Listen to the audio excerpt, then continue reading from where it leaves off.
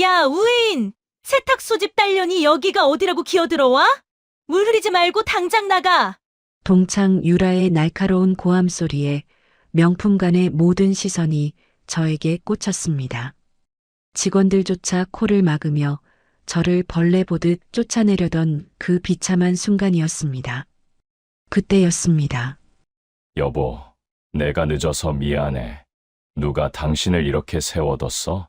저벅저벅 걸어온 백화점 회장님이 제 손을 잡는 순간 기세등등하던 동창들의 얼굴이 사색이 되어 무너져 내리는 걸 보셨어야 합니다. 하지만 이건 시작에 불과했습니다.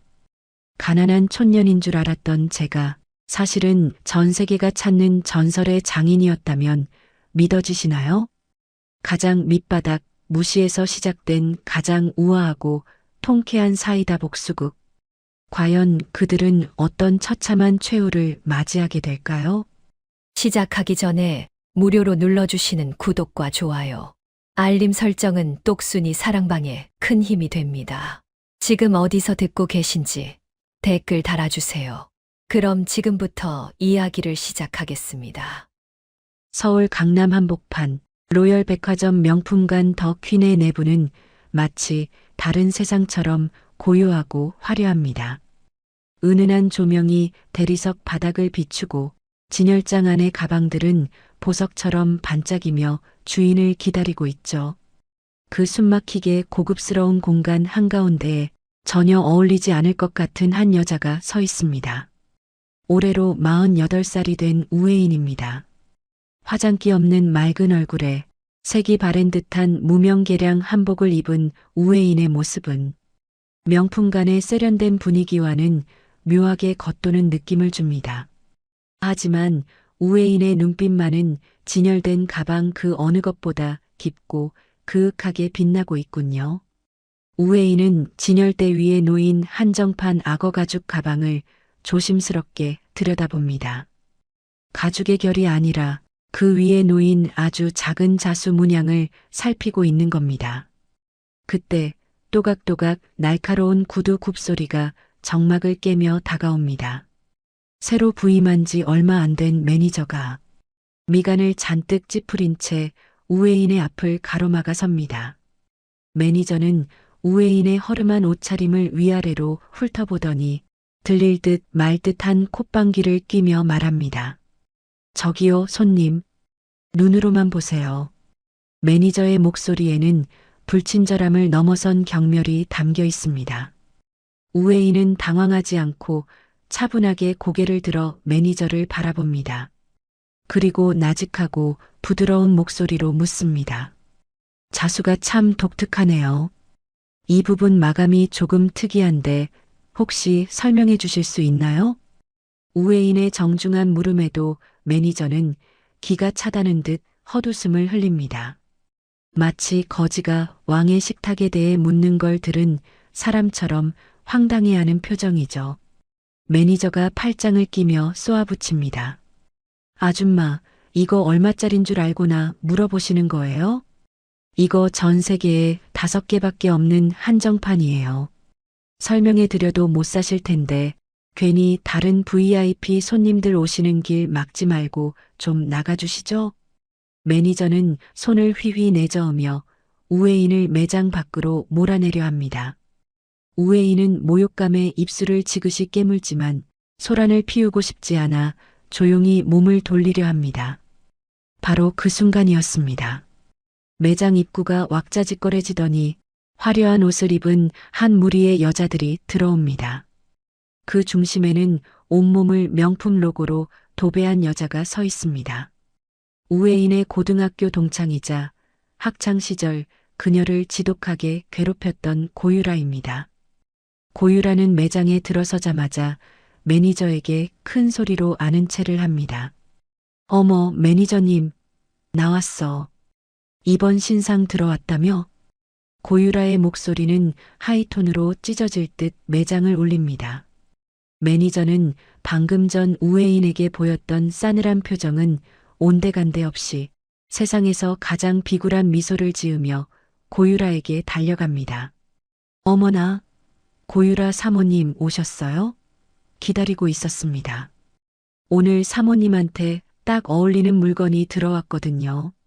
매니저와 고유라가 호들갑을 떨며 인사를 나누던 그때 고유라의 시선이 돌아서려던 우회인의 등 뒤에 꽂힙니다. 고유라의 눈이 동그랗게 커지더니 이내 입가에 비열한 미소가 번집니다. 고유라가 성큼성큼 다가와 우회인의 어깨를 거칠게 잡아 돌려 세웁니다. 어머, 이게 누구야? 너 우회인 아니니? 우회인은 피할 수 없는 상황임을 직감하고 천천히 고개를 듭니다. 고유라는 우회인의 얼굴을 확인하자마자 박수를 치며 깔깔대고 웃습니다. 마치 재미있는 동물이라도 발견한 듯한 태도입니다. 고유라가 뒤따라온 추종자들에게 우회인을 가리키며 소리칩니다. 얘들아, 여기 좀 봐. 내 고등학교 동창 우회인이야. 기억나니? 학교 다닐 때 냄새나는 세탁소집 딸이라고 우리가 놀렸던 애. 고유라의 말에 뒤에 있던 여자들이 입을 가리고 킥킥거리기 시작합니다. 우회인은 주먹을 꽉 쥐며 조용히 말합니다. 오랜만이네, 유라야. 여전히 목소리가 크구나. 우회인의 차분한 대꾸가 마음에 들지 않았는지 고유라의 표정이 순식간에 일그러집니다.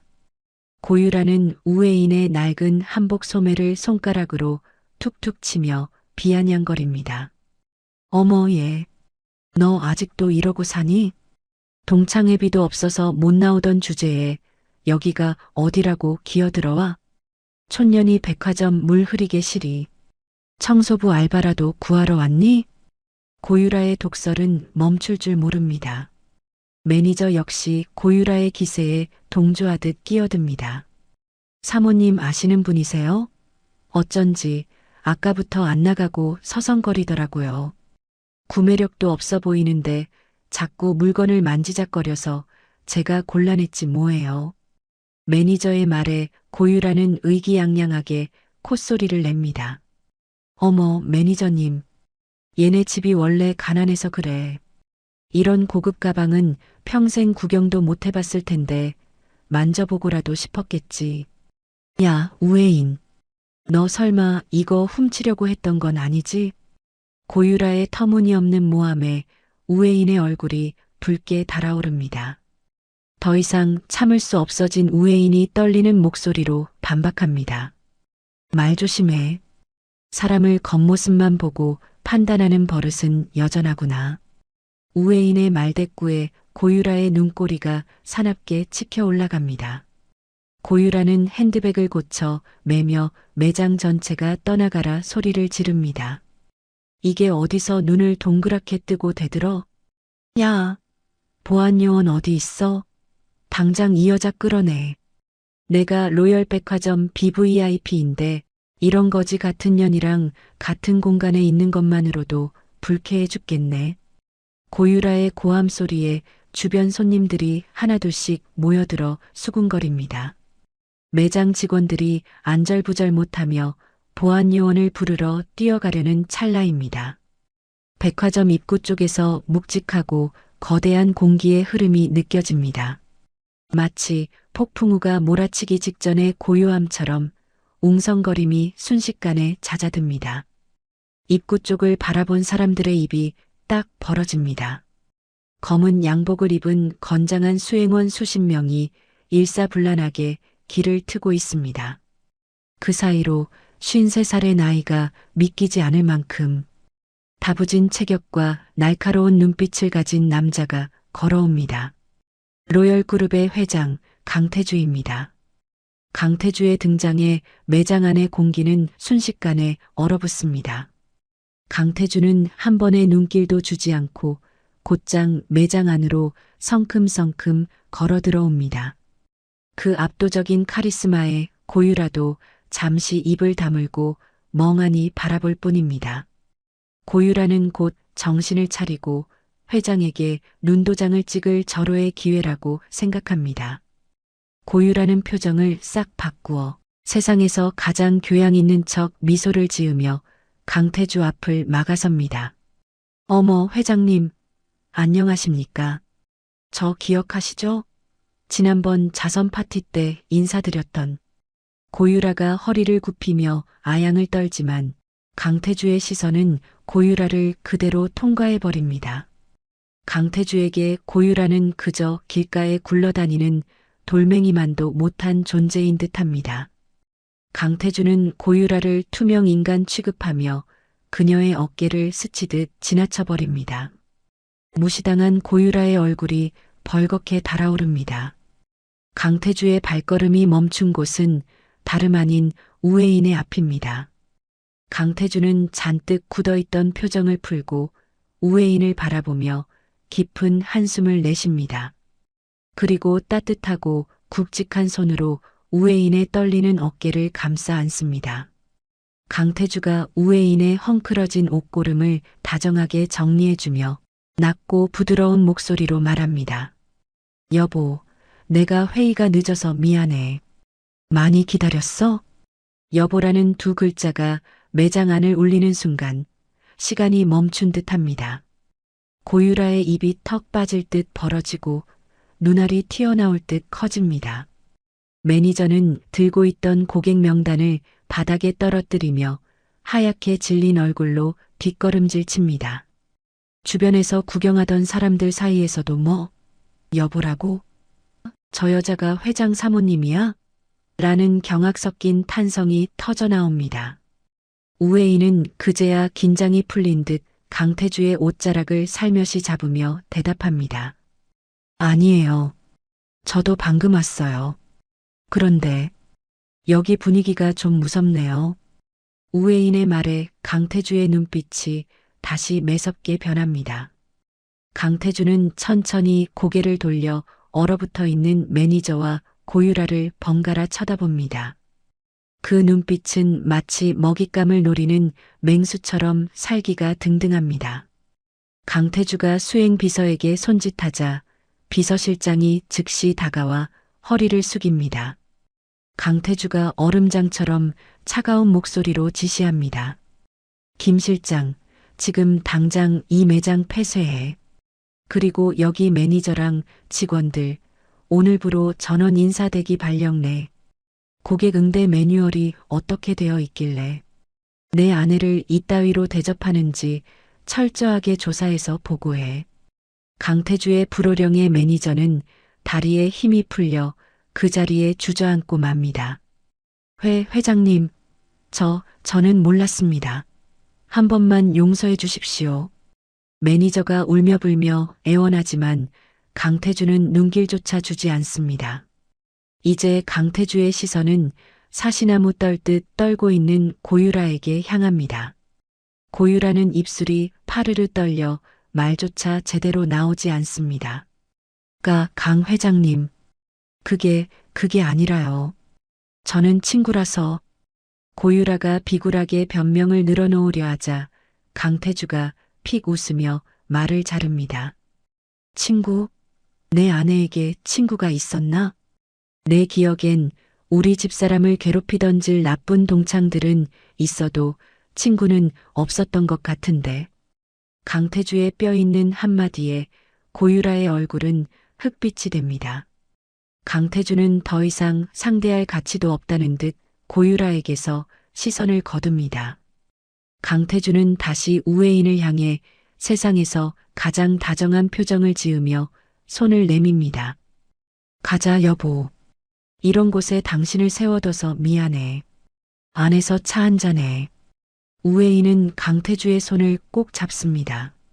두 사람은 수많은 수행원의 호의를 받으며 VIP룸으로 향하는 전용 통로로 걸어갑니다. 우회인의 뒷모습은 아까의 초라해 보이던 여자가 아닙니다. 누구보다 기품 있고 당당한 로열 그룹의 안주인 그 자체입니다. 그들이 사라진 뒤에도 매장 안에는 무거운 침묵만이 감돕니다. 바닥에 주저앉은 고유라는 멍하니 우회인이 사라진 곳을 바라봅니다. 주변 사람들이 고유라를 피하며 웅성거리는 소리가 들려옵니다. 저 여자 아까 회장 사모님한테 막말하던 여자 아니야? 어머 세상에. 사람을 겉만 보고 무시하더니 꼴 좋다. 완전히 찍혔네. 이제 백화점 못 오는 거 아니야? 사람들의 비웃음 소리가 고유라의 귀에 화살처럼 꽂힙니다. 하지만 이건 앞으로 닥칠 폭풍의 시작에 불과했습니다. 로열 백화점 꼭대기층에 위치한 BVIP 전용 라운지는 고요함 속에 긴장감이 감돌고 있습니다. 우웨이는 최고급 가죽 소파에 앉아 김이 모락모락 피어오르는 찻잔을 손에 쥐고 창밖을 봅니다. 방금 전 매장에서 겪은 소동이 마치 폭풍우가 훑고 지나간 자리처럼 가슴 속에 멍울져 있습니다. 강태주는 그런 아내의 곁으로 다가가 찬바람을 맞은 듯 차가운 우회인의 손을 자기 손안에 가둡니다. 강태주가 미안함이 가득 담긴 눈빛으로 아내의 안색을 살피며 조심스럽게 묻습니다. 혜인아, 많이 놀랐지? 그 여자들이 한 말 마음에 두지 마. 당신은 나한테 가장 소중한 사람이야. 우웨이는 남편의 따뜻한 손길에 얼어붙었던 마음이 조금은 녹아내리는 듯 희미하게 미소를 지어 보입니다. 하지만 이내 고개를 저으며 창밖으로 시선을 돌린 채 나직하고 단호한 목소리로 말합니다. 놀라긴 했지만 괜찮아. 유라는 예전부터 사람 아픈 곳만 골라 찌르던 애였으니까. 하지만 태주 씨, 오늘 매장 사람들에게 내린 처분은 조금 과한 것 같아. 일하던 사람들을 하루아침에 내쫓는 건 다시 한 번만 생각해주면 안 될까? 강태주의 눈매가 순식간에 날카로워지며 얼굴에 짙은 그늘이 드리워집니다. 강태주는 찻잔을 탁자에 탁 소리나게 내려놓으며 완강하게 고개를 젓습니다. 안 돼. 그건 당신을 위해서가 아니라 우리 백화점의 무너진 기본을 바로잡기 위해서야. 고객의 겉모습만 보고 문전박대하는 직원을 그냥 두는 건 경영자로서 있을 수 없는 일이지. 그리고 고유라 그 여자. 당신한테 촌년이니 모니 입에 담지도 못할 욕을 퍼부었다면서 내 아내를 모욕한 대가가 얼마나 무거운지 내가 똑똑히 가르쳐 줄 거야. 강태주는 곧바로 대기하고 있던 비서실장을 방 안으로 불러들여 서늘한 명령을 내립니다. 비서실장이 허리를 90도로 숙이며 회장의 지시를 하나하나 수첩에 옮겨 적습니다. 김 실장, 고유라, 그 여자의 남편이 누군지 당장 파악해. 우리 하청업체 중에 그 집안이랑 연결된 곳이 있다면 오늘부로 모든 계약을 전면 재검토하라고 해.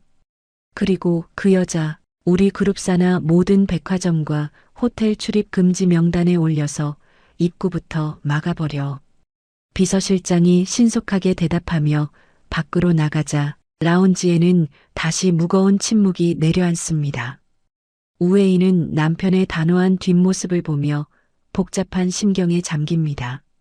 한편 백화점 후문으로 쫓겨나다시피 나온 고유라는 씩씩거리며 자신의 외제차에 올라탑니다. 분노로 얼굴이 시뻘겋게 달아오른 고유라가 핸들을 거칠게 내리치며 목이 터져라 비명을 지릅니다. 아, 말도 안 돼. 우회인 그년이 회장 사모님이라고? 세탁소 딸년이 무슨 수로 그 자리에 앉아. 그때 고유라의 휴대전화가 요란하게 울리며 차 안을 시끄럽게 울려댑니다. 전화기 화면에는 남편이라는 글자가 떠 있고 고유라는 짜증 섞인 목소리로 전화를 받습니다. 하지만 수화기 너머에서 들려오는 것은 다정한 인사가 아니라 남편의 짐승 같은 고함이었습니다. 야, 너 오늘 백화점에서 도대체 무슨 짓을 하고 다닌 거야? 당장 대답 안 해? 고유라가 당황해서 손을 파르르 떨며 남편에게 되묻습니다. 자, 자기야. 갑자기 왜 그래? 무슨 일인데 그래? 남편이 쇳소리를 내며 미친 듯이 소리를 지르는 바람에 고유라는 귀에서 전화를 떼어냅니다. 무슨 일? 지금 로열그룹 본사에서 연락 왔어. 우리 회사랑 진행하던 납품 사업들 싹 다 중단한대. 너 혹시 강 회장 사모님한테 대들었어? 강 회장이 직접 지시했다잖아. 너 때문에 우리 집안 길거리에 나앉게 생겼다고. 이 멍청한 여자야. 당장 집에 기어들어와. 남편의 절규에 고유라는 손에 힘이 풀려 전화를 바닥으로 떨어뜨리고 맙니다. 하지만 고유라는 반성하기는커녕 이 모든 불행이 우애인 때문이라는 생각에 눈에 도끼를 품습니다. 고유라가 이빨을 득득 깔며 백화점 높은 건물을 노려보며 낮게 의졸입니다. 우애인, 네가 감히 내 인생을 통째로 망쳐놔? 어디 끝까지 가보자고. 네가 회장 첩인지 어디서 몸 팔다 온 년인지 내가 사교계에 낱낱이 까발려줄 테니까. 고유라는 곧바로 동창회 단체 채팅방을 켜고 자극적인 문장들을 쏟아내기 시작합니다. 얘들아, 오늘 대박 사건 터졌어. 우애인 정체 알아냈는데 소름 돋아. 백화점 회장 꼬셔서 사모님 노릇하던데 사실 걔 옛날에 템프로 출신으로 신분 세탁한 거래.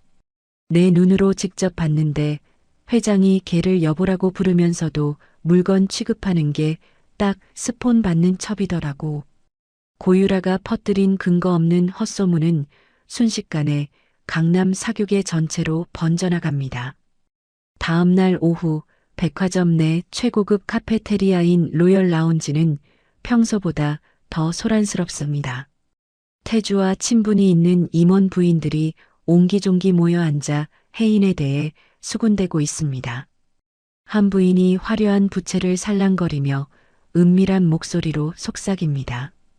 어머, 사모님들 소문 들으셨어요? 이번에 강 회장이 데려왔다는 그 여자 말이요.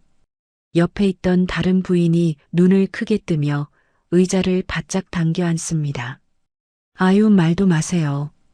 옷 입는 꼴이 동네 시장터 상인 같다던데 출신이 아주 저급하다더라고요. 고등학교 때도 행실이 안 좋아서 근처 남자들이란 남자들은 다 만나고 다녔다면서요? 강 회장이 대체 뭘 보고 홀린 건지 몰라. 남자들은 참 저런 천박한 거에 약하다니까요. 그때 라운지 입구에 육중한 유리문이 열리며 우애인이 들어섭니다. 평소보다 조금 더 신경을 써서 고운 남색 비단 한복을 입었지만 여전히 화려함과는 거리가 멉니다. 우애인이 자리에 앉으려 하자 부인들의 대화가 칼로 자른 듯 딱 끊기며 차가운 정적이 흐릅니다. 부인들은 대놓고 우애인을 위아래로 훑어보며 비웃음 섞인 시선을 노골적으로 보냅니다. 우애인은 그 싸늘한 분위기를 온몸으로 느끼면서도 꼿꼿하게 자리에 앉습니다. 라운지 구석에서 이 광경을 지켜보던 고유라가 회심의 미소를 지으며 다가옵니다. 고유라는 마치 우애인을 걱정하는 친구인 척 연기를 하며 큰 소리로 말을 겁니다. 어머, 혜인아. 어제는 내가 좀 심했지? 우리 옛날 정 생각해서 화해하자. 그런데 너 소문 보니까 정말 대단하더라. 회장님 마음을 어떻게 그렇게 쏙 뺏었니? 비결 좀 알려줘봐. 혹시 예전에 그 세탁소 할 때 배운 서비스 정신 같은 거야? 아니면 다른 기술이라도 있어? 고유라의 비아냥에 주변 부인들이 풋하고 웃음을 터뜨리며 혜인을 비웃습니다. 우애인은 찻잔을 잡은 손바닥에 땀이 배어 나오지만 고유라를 똑바로 응시하며 입을 엽니다. 그리고 차분하지만 뼈가 있는 목소리로 고유라의 말을 받아칩니다. 유라야, 옛말에 입은 재앙을 불러오는 문이라고 했어. 근거 없는 소문을 만들고 다니면 그 끝이 너에게 어떻게 돌아갈지 한 번이라도 생각해봤니? 너 지금 내 남편 회사가 왜 위기인지 정말 몰라서 이러는 거야? 우애인의 당당한 태도에 고유라가 오히려 당황하며 얼굴을 붉히고 목소리를 높입니다. 뭐, 네가 지금 감히 나를 가르치려 들어? 첩 주제에 어디서 훈계질이야. 여기 계신 분들이 너 같은 년 출신 모를 줄 알아? 너 오늘 망신 좀 제대로 당해봐야겠구나. 고유라가 우애인의 소매자락을 붙잡으며 억지로 일으켜 세우려던 그때였습니다. 라운지 입구에 강태주가 나타나 싸늘한 기운을 내뿜으며 걸어옵니다. 강태주의 등장에 수다를 떨던 부인들이 쏘스라치게 놀라며 황급히 자리에서 일어납니다. 강태주는 성큼성큼 다가와 고유라의 손목을 낚아채어 거칠게 쳐내버립니다. 고유라가 비명을 지르며 바닥으로 나동그라집니다. 강태주가 주변 부인들을 하나하나 죽일 듯한 눈빛으로 훑어보며 천천히 입을 뗍니다. 다들 내 아내에게 할 말이 아주 많은 모양이군. 내 아내의 과거가 그렇게 궁금한가? 그럼 나한테 직접 물어보지 그래? 내가 다 대답해 줄 테니. 회장의 서슬 퍼런 기세에 부인들은 고개를 숙인 채 숨소리조차 크게 내지 못합니다. 강태주는 혜인의 어깨를 감싸 안아 자기 품으로 끌어당기며 고유라를 내려다봅니다. 고유라, 내 입에서 나오는 그 지저분한 소문들 전부 기록해서 법적 대응 준비 끝냈어. 조만간 법원에서 출석 요구서 한 장 갈 테니 변호사나 잘 알아보고 있어. 그리고 당신들, 내 아내가 누군지 제대로 알지도 못하면서 함부로 혀를 놀리지 마. 조금 있으면 당신들이 감히 쳐다보지도 못할 뿐이라는 걸 온 세상이 알게 될 테니까. 강태주는 혜인을 데리고 얼어붙은 라운지를 빠져나옵니다. 라운지에 남겨진 사람들은 서로의 눈치만 보며 사색이 되어 벌벌 떨고 있습니다. 태주는 복도를 걸으며 혜인의 손을 꼭 쥐고 다정하게 묻습니다. 혜인아, 저런 속물들 상대하느라 고생 많았어. 손이 왜 이렇게 차가워? 내일 백화점 창립기념 파티. 정말 나갈 수 있겠어? 힘들면 내가 취소해도 돼. 혜인은 잠시 발걸음을 멈추고 남편의 깊은 눈을 뚫어지게 바라봅니다. 그리고 결연한 표정으로 고개를 끄덕이며 힘주어 대답합니다. 아니, 나갈 거야. 이제 더 이상 당신 뒤에 숨어 있고 싶지 않아. 내가 누구인지, 내가 어떤 일을 하는 사람인지 그 사람들에게 똑똑히 보여줄 거야. 태주 씨, 나 끝까지 믿어줄 거지? 나 정말 잘 해내고 싶어. 태주는 혜인의 굳은 결심을 확인하고는 대견하다는 듯 미소 짓습니다. 당연하지. 당신은 내가 아는 가장 아름답고 실력 있는 장인이야. 내일 기대해도 좋아. 당신의 진가를 알게 되면 세상이 깜짝 놀랄 테니까. 태주의 응원에 혜인은 마음을 다잡으며 파티 준비를 시작합니다. 하지만 그 시각 고유라는 파티장에서 혜인을 완전히 무너뜨릴 최후의 비책을 준비하고 있었습니다. 운명의 백화점 창립기념 파티가 서서히 다가오고 있었습니다. 로열 백화점 메인홀은 창립기념 파티를 축하하는 화려한 수만 송이의 생화와 웅장한 오케스트라 선율로 가득 차 있습니다. 대한민국 정계와 재계의 거물들이 한자리에 모인 이곳은 겉으로는 우아한 샴페인 잔이 오가지만 속으로는 온갖 시기와 추문이 소용돌이치는 전쟁터와 같습니다. 은은한 조명이 대리석 바닥을 비추고 수천만 원을 호가하는 드레스와 보석들이 조명 아래서 눈부시게 번뜩이며 주인들의 탐욕을 대변하고 있죠.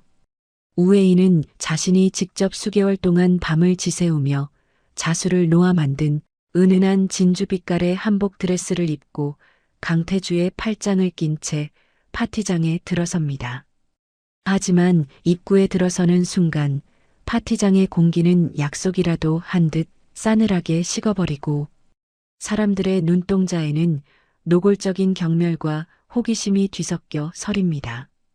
고유라가 어젯밤부터 사교계 단체 대화방에 뿌려댄 세탁 소집 딸의 신분 세탁과 회장의 숨겨진 첩이라는 더러운 소문이 이미 파티장 전체를 집어삼킨 탓입니다.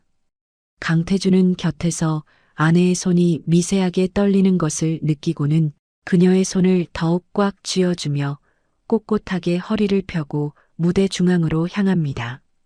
그는 주변의 시선을 하나하나 짓밟듯 강렬한 눈빛을 쏘아보내며 혜인의 곁을 지키는 든든한 성벽이 되어주고 있습니다. 그때 파티장에 초청받지 못한 고유라가 남편의 거래처 지인에게 매달려 기어코 행사장 구석 테이블에 자리를 잡고 앉아 있는 모습이 보입니다. 고유라는 혜인의 옷차림을 머리부터 발끝까지 훑어보더니 들고 있던 샴페인 잔을 흔들며 주변 사모님들에게 들으라는 듯 악에 섞인 큰 소리로 비아냥거립니다. 어머머, 저거 좀 봐요. 세상에, 파티장에 웬 하얀 소복을 입고 나타났대요? 정말 눈 뜨고 못 봐주겠네. 세탁 소집 딸이라 그런지 평생 남의 옷이나 다리다가 안목이 딱 저 수준에서 멈췄나 봐요. 저런 촌스러운 옷을 입고 감히 회장 사모님 대접을 받으려 하다니 로열 백화점 명성이 아주 바닥을 치겠어요. 그치? 고유라의 말이 끝나기가 무섭게 주변에 모여있던 속물들이 입을 가리고 킥킥대며 혜인을 향해 손가락질을 해댑니다. 한 사모님이 고유라의 어깨를 치며 깔깔대고 웃습니다. 그러게 말이에요. 유라 씨 말이 맞네. 자리가 사람을 만든다더니 근본은 속일 수가 없는 법인가 봐요. 강태주가 분노로 얼굴이 붉게 달아올라 고유라 쪽으로 몸을 돌려 당장이라도 응징하려던 바로 그 찰나였습니다. 파티장 입구가 갑자기 폭풍이라도 몰아치듯 소란스러워지더니 검은색 긴 코트를 어깨에 걸친 은발의 외국인 신사가 수행원들을 밀치듯 들어옵니다.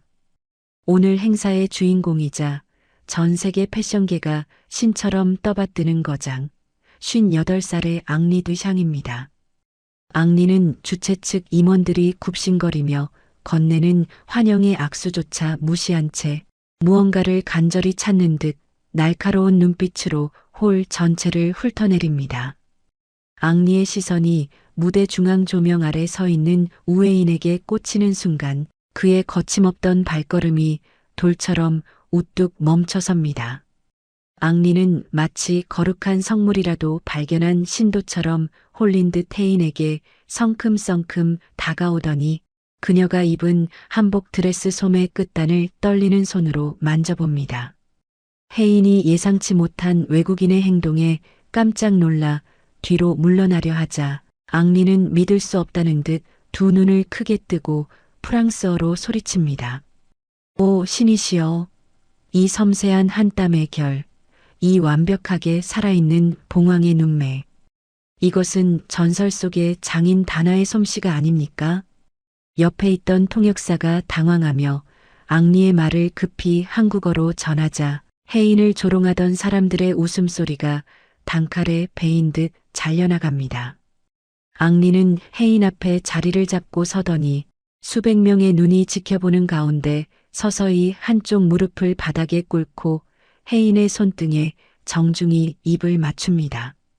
앙리는 혜인을 경외심 가득한 눈으로 우러러보며 감격에 겨워 울먹이는 목소리로 다시 말합니다. 선생님, 지난 5년 동안 당신의 작품을 단 한 점이라도 구하기 위해 온 유럽을 미친 듯이 헤맸습니다. 이름도 얼굴도 숨긴 채 베일에 쌓여있던 천재 아티스트를 이곳 한국에서 뵙게 될 줄이야 제 인생 최고의 행운이자 영광입니다. 장내에는 바늘 하나 떨어지는 소리가 들릴 만큼 무겁고 차가운 정적이 내려앉습니다. 조금 전까지 혜인을 첩이라 부르며 무시하던 사모님들은 사색이 되어 서로의 눈치만 살피며 어쩔 줄을 몰라 합니다. 방금까지 고유라와 맞장구를 치던 사모님은 슬그머니 뒷걸음질을 치며 시선을 피하기 바쁩니다. 특히 구석에서 비웃음을 날리던 고유라는 손에 들고 있던 샴페인 잔을 바닥에 떨어뜨려 깨뜨리며 넋이 나간 표정으로 중얼거립니다. 말도 안 돼. 장인? 전설의 장인이라고? 앙리가 나이가 들어서 노망이라도 난 거 아니야? 고유라는 도저히 현실을 받아들이지 못하고 자리에서 벌떡 일어나 혜인 쪽으로 달려오며 악을 씁니다. 그녀의 얼굴은 질투와 분노로 일그러져 귀신 같은 형상을 하고 있습니다. 앙리 선생님, 속지 마세요. 이 여자는 그냥 동네 세탁소집 딸년이에요. 저 옷도 분명히 어디 시장 바닥에서 주워 입은 가짜란 말이에요. 당장 이 사기꾼 여자를 고소하세요. 고유라의 갑작스러운 난동에 앙리의 미간이 깊게 패이며 얼굴이 험악하게 일그러집니다. 앙리는 통역사도 거치지 않고 고유라를 향해 서툰 한국어로 단호하고 묵직하게 일갈합니다. 그의 목소리는 파티장 천장을 울릴 만큼 크고 위엄이 있습니다. 입 닥치세요. 당신 같은 저급한 안목을 가진 사람이 감히 이 위대한 예술을 모욕하다니. 당신 눈에는 이 신성한 자수가 그저 실 조각으로 보입니까? 그렇다면 당신 영혼이 바로 쓰레기인 겁니다. 천박한 입으로 위대한 거장을 더럽히지 말고 당장 내 눈앞에서 사라지세요. 앙리의 불호령에 고유라는 뺨이라도 한 대 맞은 듯 멍해진 채 입을 벌리고 바들바들 떨며 서 있습니다. 강태주는 기회를 놓치지 않고 차가운 미소를 지으며 혜인의 어깨를 감싸 안고 한 걸음 앞으로 나섭니다. 앙리 선생님, 귀한 손님을 몰라보고 무례하게 지저대는 자가 있어 송구할 따름입니다. 이쪽은 제 아내이자 당신이 그토록 찾으시던 작가다나 우회인이 맞습니다. 제 아내는 자신의 배경이 아닌 오직 실력으로 평가받고 싶어 지금까지 정체를 숨겨왔던 것입니다. 이제야 그 베일을 벗게 되었군요. 태주의 공식적인 선언에 파티장은 순식간에 벌집을 건드린 듯 발칵 뒤집히고 기자들의 플래시가 혜인을 향해 폭죽처럼 터져 나옵니다. 고유라는 비명을 지르며 발악하지만 이미 달려온 보안 요원들에게 양팔을 붙잡힌 채 파티장 밖으로 비참하게 질질 끌려나갑니다. 바닥에 흩어진 샴페인 조각들이 고유라의 구두에 밟히며 날카로운 소리를 냅니다. 이거 나, 이거 놓으라고. 우회인, 너 내가 가만 안 둘 거야. 이건 다 조작이야. 사기라고. 유라의 비명은 다시 연주되는 웅장한 오케스트라 소리에 묻혀 사라지고 파티장의 주인공은 이제 명확해졌습니다. 앙리는 혜인의 손을 놓지 않은 채 마치 보물을 잃어버릴까 걱정하는 아이 같은 간절한 눈빛으로 협업을 제안하기 시작합니다. 선생님, 제발 부탁입니다. 제 다음 파리 오트쿠티르 컬렉션의 메인 의상을 맡아주십시오. 당신의 자수가 없다면 제 옷은 영혼이 없는 껍데기에 불과합니다. 전 세계가 당신을 기다리고 있습니다. 당신이 원하는 조건은 무엇이든 다 들어드리겠습니다. 오직 당신만이 가능합니다. 혜인은 태주의 든든한 품에 기대어 자신을 우러러보며 찬사를 보내는 수많은 시선을 정면으로 마주합니다. 조금 전까지 자신을 벌레 보듯 하던 사람들의 눈빛이 이제는 선망과 두려움으로 바뀌어 있습니다. 혜인은 떨리는 숨을 천천히 몰아쉬며 하지만 그 어느 때보다 단단하고 기품 있는 목소리로 대답합니다. 앙리 선생님, 과분한 찬사와 제안은 정말 감사드립니다. 하지만 저는 제 이름을 건 브랜드를 이곳 한국에서 먼저 시작하고 싶습니다. 남편의 아내로서 받는 대우가 아닌 자수장인 우회인으로서 제 실력만으로 제 길을 걷고 싶어요. 제 자수가 정말 세계적인 가치가 있다면 제가 어디에 있든 세상이 저를 찾아오게 만들겠습니다.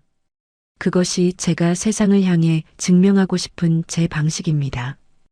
혜인의 당당하고 자부심 넘치는 거절에 앙리는 오히려 더 큰 감동을 받은 듯 고개를 깊게 숙여 최고의 경의를 표합니다. 그는 혜인의 손을 잡고 홀 중앙으로 이끌며 사람들에게 소리칩니다. 여러분, 오늘 우리는 새로운 전설의 탄생을 목격했습니다. 바로 우회인 선생님입니다. 이제 파티장의 모든 수군거림은 뜨거운 찬사와 환호로 바뀌고 혜인을 무시하던 사모님들은 줄을 서서 그녀에게 눈도장을 찍으려 안달이 났습니다. 어떤 사모님은 벌써부터 혜인의 손을 잡으려 애쓰며 아첨을 떨고 있군요. 하지만 혜인은 그들의 위선적인 미소를 뒤로 한 채 자신을 끝까지 믿어준 태주와 함께 새로운 운명을 향해 힘찬 발걸음을 내딛습니다. 잿더미 같던 비참한 과거와 고통스러웠던 조롱을 지나 우회인이라는 이름이 세상이라는 무대 위에 화려하게 피어나는 순간이었습니다. 파티장의 조명은 이제 오직 한 사람, 우회인만을 비추고 있습니다. 파티장의 화려한 조명과 사람들의 찬사가 썰물처럼 빠져나간 뒤 우회인의 앞에는 현실이라는 거대한 벽이 다시금 솟아올랐습니다. 브랜드 단화를 세상에 내놓겠다는 선언은 화려했지만 장인의 손끝과 사업가의 머리는 전혀 다른 영역의 문제였죠. 우회인은 강태주가 마련해준 조용한 작업실에서 밤낮을 가리지 않고 바늘을 잡았지만 마음 한구석은 늘 허전했습니다. 숙련된 기술자들은 우회인의 까다로운 전통 방식을 이해하지 못했고 조금만 힘들어도 효율이 떨어진다며 투덜대다 작업실을 떠나기 일쑤였죠. 우회인은 텅 빈 작업실에 홀로 앉아 자신의 고집이 브랜드 런칭을 망치고 있는 건 아닌지 깊은 고민에 빠졌습니다. 선생님, 이 방식은 도저히 시간이 안 맞아요. 요즘 누가 이렇게 한 땀 한 땀 손으로 다 기워요? 그냥 기계로 밀어도 손님들은 모른다니까요. 작업실에서 일하던 숙련된 기술자가 짜증 섞인 투로 바늘을 내려놓으며 말했습니다. 우회인은 가공되지 않은 원단을 부드럽게 쓰다듬으며 조용히 대답했습니다. 기계는 원단의 결을 숨쉬게 하지 못해요. 사람 몸에 직접 닿는 건데 만드는 사람 마음이 안 담기면 그건 그냥 천조각일 뿐이에요. 결국 기술자들은 우회인의 고집을 견디지 못하고 하나둘 작업실을 떠났습니다. 우회인은 떠나는 그들의 뒷모습을 보며 긴 한숨을 내쉬었습니다. 텅 빈 작업실에 홀로 앉아 깊은 고민에 빠져있던 우회인은 답답한 마음을 달래기 위해 동대문 원단 시장 뒷골목을 정처 없이 걸었습니다. 화려한 대로변을 지나 낡은 건물 사이로 어두운 그림자가 드리운 골목 안쪽으로 들어갔을 때 우회인의 눈에 기이한 광경 하나가 들어왔습니다. 지저분한 길바닥에 주저앉아 누군가 버린 자투리 천 조각들을 미친 듯이 이어붙이고 있는 한 청년이 있었습니다. 그 청년이 바로 28살의 천재적인 감각을 지닌 지호였습니다. 지호는 헝클어진 머리에 꾀재재한 옷차림을 하고 있었지만 천을 다루는 손길만큼은 마치 보물을 다루듯 섬세하고 경건했습니다. 지호의 손끝에서 탄생하는 기이하고 파격적인 패턴에 매료된 우회인이 지호의 곁으로 천천히 다가가 넌지시 말을 건넸습니다. 그쪽 마감 방식이 참 독특하네요. 이 자투리 천으로 이런 곡선을 내다니 정말 놀라워요. 혹시 어디서 배운 기법인가요? 지호는 대답 대신 무심하게 고개를 들어 우회인을 아래 위로 훑어보았습니다. 낯선 아줌마의 참견이 귀찮다는 듯 지호는 다시 바느질에 집중하며 퉁명스럽게 쏘아붙였습니다. 아줌마가 뭘 안다고 아는 척이에요? 그냥 가던 길 가세요. 내 예술 방해하지 말고. 여기는 돈 많은 사모님들이 산책하는 곳이 아니거든요. 지호의 거친 말투에도 우회인은 미소를 지으며 무릎을 굽히고 지호의 옆에 앉았습니다. 우회인은 지호가 애를 먹고 있던 두꺼운 원단 겹친 부분을 슬쩍 낚아채 순식간에 전통 침선장의 비기인 어금 맥기질로 단단하게 꿰어냈습니다. 놀란 지호가 눈을 크게 뜨며 우회인의 손을 덥석 잡고 소리쳤습니다. 이게 어떻게 이렇게 부드럽게 넘어가요? 이 두꺼운 걸 바늘 한 번 안 부러뜨리고. 아줌마 정체가 대체 뭐야? 손놀림이 사람이 아니잖아. 지호의 목소리가 골목 안을 울릴 정도로 커졌습니다. 우회인은 지호의 초롱초롱한 눈망울을 보며 단호하고 기품 있게 말했습니다. 내 이름은 우혜인이에요. 브랜드 단화를 만들고 있죠. 지호 씨, 그쪽에 그 길들지 않은 감각이 내 옷에 꼭 필요해요. 나와 함께 세계를 놀라게 할 옷을 만들어 보지 않겠어요? 지호는 우혜인이 건넨 자수 손수건의 압도적인 정교함에 넋을 잃고 바라보다가 이내 바닥에 무릎을 꿇으며 간절하게 말했습니다. 선생님, 저를 제자로 받아주세요. 이 골목에서 썩기엔 제 재능이 너무 아까웠는데 이제야 진짜 주인을 만난 것 같네요. 시키는 건 뭐든 다 하겠습니다. 지호가 합류하자 다나의 의상들은 생동감 넘치는 예술로 변하기 시작했습니다. 혜인의 고전적인 기품에 지호의 파격적인 선이 더해지자 지금껏 보지 못한 아름다움이 탄생했죠.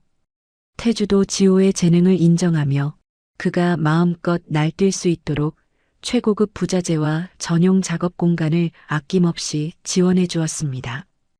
혜인은 이제야 완벽한 톱니바퀴가 맞물려 돌아가는 것을 느꼈습니다. 하지만 빛이 강하면 그림자도 깊어지는 법이었습니다. 사교계에서 매장당할 위기에 처한 고유라는 남편의 회사가 부도 직전에 몰리자 완전히 이성을 잃고 도끼를 품었습니다. 유라는 혜인의 작업실 보조 직원인 미니를 은밀히 강남의 한 호텔로 불러냈습니다. 미니 씨, 돈 많이 필요하지 않아? 동생 수술비가 급하다며.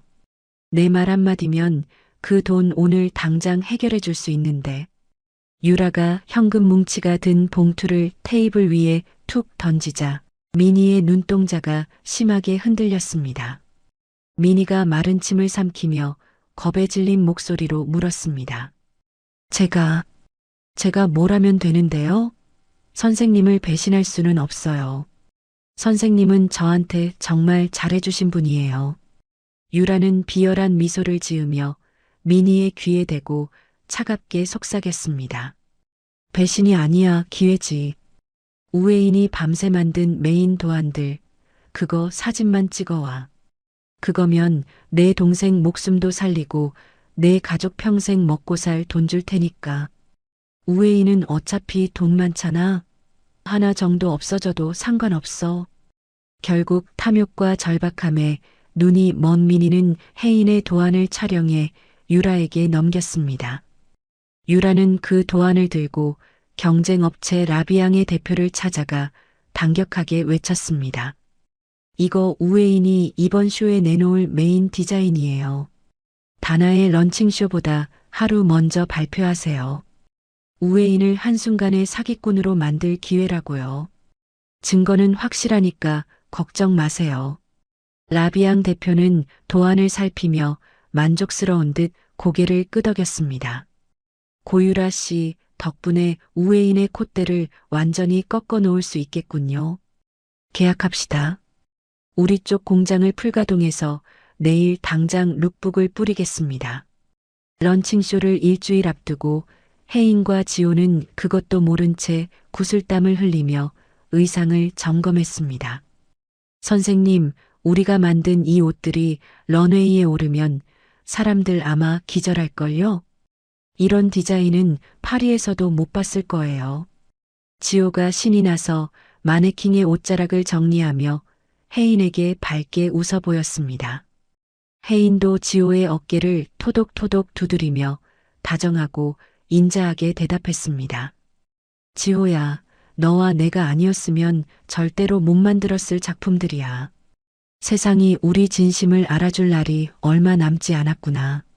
정말 고생 많았다. 두 사람의 웃음소리가 작업실에 가득 찼지만 밖에서는 어두운 그림자가 소리 없이 다가오고 있었죠.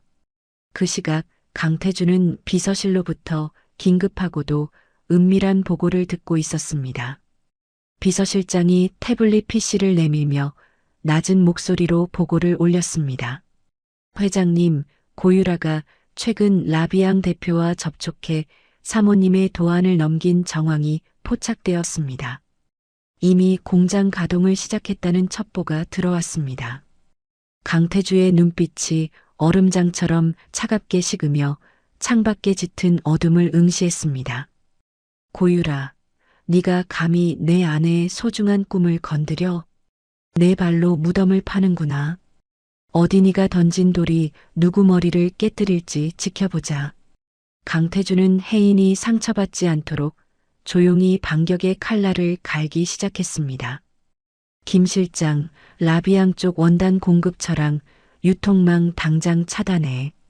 그리고 우리 쪽 디자인 보안팀 가동해서 유출 경로 확실히 파악해. 쥐새끼가 누구인지 당장 잡아내란 말이야. 강태주의 명령이 떨어지자 비서실은 일사불란하게 움직이기 시작했습니다.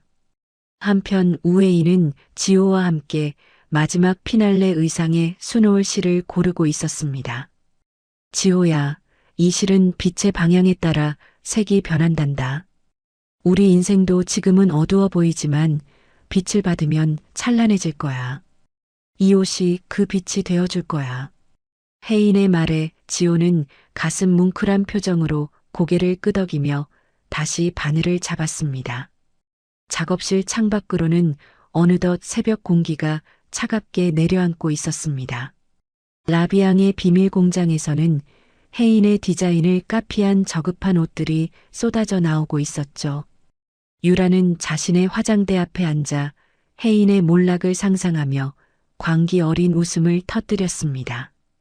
우혜인, 네가 아무리 발버둥 쳐봐야 넌 결국 세탁소 딸년일 뿐이야. 내일이면 넌 온 세상의 비난을 받으며 쓰레기통으로 처박히게 될 거다. 회장 사모님? 꿈깨라고 해. 절망 속에서 만난 지호라는 희망이 닥쳐올 거센 파도를 막아낼 수 있을지 운명의 시계는 런칭쇼를 향해 잔인하게 흐르고 있었습니다. 서울 디자인의 심장부라 불리는 DDP홀 앞은 이른 아침부터 몰려든 취재진과 전 세계 패션 관계자들로 인산인해를 이루었습니다. 거대한 은빛 곡선의 건물이 아침 햇살을 받아 눈부시게 빛나고 입구마다 배치된 보안 요원들이 삼엄한 경비를 펼치며 긴장감을 더하고 있었죠. 은은한 달빛을 닮은 브랜드 다나의 로고가 건물 전면의 대형 전광판을 가득 채우고 웅장한 국악선율이 리허설 현장을 묵직하게 울리고 있었습니다. 하지만 화려한 겉모습과 달리 무대 뒤 대기실의 분위기는 얼음장처럼 차갑게 얼어붙어 발을 들이기조차 무서울 정도였습니다. 지호가 땀범벅이 된 얼굴로 태블릿을 든 채 혜인에게 달려와 숨을 헐떡이며 다급하게 외쳤습니다. 선생님, 큰일 났어요. 지금 당장 이것 좀 보세요. 라비앙 이 나쁜 놈들이 30분 전에 자기들 신상품 화보를 전 세계에 기습적으로 공개했어요. 지호의 손에 들린 화면 속에는 우혜인과 지호가 피땀 흘려 만든 메인 의상들과 소름 끼칠 정도로 흡사한 옷들이 줄지어 올라와 있었습니다. 단순히 비슷한 수준이 아니라 혜인이 밤새 고민하며 수정했던 독특한 곡선과 지호의 파격적인 절개선이 그대로 복사된 듯 옮겨져 있었죠. 대기실에 있던 스태프들은 사색이 되어 서로의 눈치만 살피며 술렁이기 시작했고 입구 쪽에서는 벌써 소문을 들은 기자들이 해명을 요구하며 문을 쾅쾅 두드리고 있었습니다. 우혜인은 떨리는 손으로 화면을 넘겨보다가 이내 심장을 쥐어짜는 듯한 통증에 가슴을 부여잡고 비틀거리며 낡은 의자에 주저앉았습니다. 어떻게 우리만 아는 이 디자인이 저기에 있을 수 있니? 지호야, 이건 정말 말도 안 되는 일이야. 내 영혼을 갈아 넣은 옷들이 저렇게 싸구려 원단에 입혀져서 세상에 먼저 나오다니. 도대체 누가, 어떤 쥐새끼가 우리 노력을 이렇게 짓밟은 거니? 혜인의 눈에서 굵은 눈물이 뚝 떨어져 무릎 위에 놓인 고운 비단 위를 속절없이 적셨습니다. 공들여 쌓아온 탑이 완성을 앞두고 한순간에 무너져 내리는 절망감이 혜인의 전신을 차갑게 덮쳤습니다. 그때 강태주 회장이 수행원들을 물리치고 굳건한 걸음으로 대기실 안으로 들어와 혜인의 떨리는 어깨를 단단히 감싸 안았습니다. 태주는 사색이 된 스태프들을 매서운 눈빛으로 한번 훑어보며 장례를 정돈한 뒤 낮은 목소리로 혜인을 다독였습니다. 혜인아, 내 말 들어. 정신 차려야 해. 지금 밖은 너를 사기꾼으로 만들려는 하이에나들로 가득해. 쇼를 연기할까? 내가 지금 당장 손 써서 공식적으로 중단시킬 수도 있어. 당신이 사람들 입에 오르내리며 상처받는 걸 더는 보고 싶지 않아. 내가 다 책임질게. 태주의 제안에 혜인은 잠시 눈을 감고 거친 숨을 몰아쉬며 마음을 가라앉히려 애썼습니다. 하지만 이내 눈을 뜬 혜인의 눈동자에는 슬픔 대신 서슬퍼런 투지가 서려 활활 타오르기 시작했습니다. 혜인은 자리에서 벌떡 일어나 벽에 걸린 은빛 가위를 단호하게 집어들며 지호에게 명령했습니다. 아니, 태주 씨. 쇼는 예정대로 진행할 거야. 여기서 도망치면 정말로 저들이 바라는 대로 사기꾼이 되는 거야. 지호야, 당장 작업하고 남은 자투리 원단이랑 실들 전부 가져와. 한 조각도 남기지 말고다. 라비앙 놈들이 내 도안의 껍데기는 훔쳐갔을지 몰라도 내 손끝에 담긴 진심과 즉흥적인 감각까지는 절대로 가져가지 못했어. 지금부터 이 옷들을 현장에서 다시 해체하고 재구성한다. 우리가 준비한 원래 디자인보다 더 압도적인 걸 보여주겠어. 혜인의 서슬퍼런 선언에 지호는 전율을 느끼며 고개를 세게 끄덕였고 두 사람은 미친 듯이 바늘과 가위를 움직이기 시작했습니다. 쇼 시작을 알리는 종소리가 울리기 직전까지 대기실에서는 천을 찍고 다시 꿰매며 형태를 뒤바꾸는 치열한 사투가 벌어졌습니다. 혜인의 손가락 끝에는 바늘에 여러 번 찔린 핏방울이 맺혔지만 혜인은 통증조차 잊은 듯 멈추지 않았습니다. 지호 역시 혜인의 지시에 따라 옷의 균형을 무너뜨리며 새로운 미학을 창조해 나갔습니다. 드디어 객석의 모든 불이 꺼지고 몽환적인 국악 크로스오버 선율이 홀 전체를 안개처럼 휘감았습니다. 앙리 드샹을 비롯한 전 세계 바이어들과 안목 높은 평론가들이 숨을 죽인 가운데 첫 번째 모델이 강렬한 조명을 받으며 런웨이로 걸어 나왔습니다.